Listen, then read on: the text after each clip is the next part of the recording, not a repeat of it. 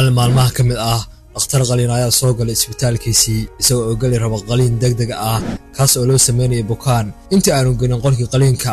ayuu bukaanka aabihii ku qayliyay dhakhtarka isaga oo ku leh maxaa u soo daahda oo u soo habsaantay nolosha wiilkaaga yar halis ay ku jirtaa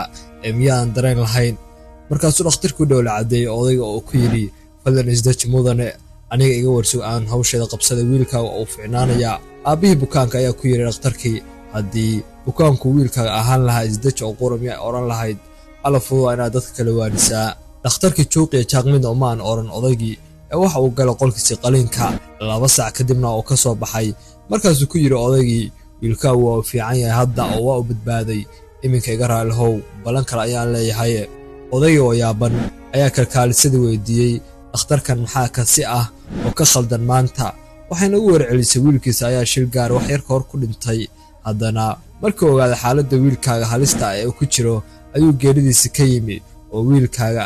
dabiibistiisa ayuu soo laabtay daba dulucda sheekada ayaa ah dadka qaar in badan ayay ka qalbi dabacsayn sida u tuumayso ee seefalbooda ku noqonin adigu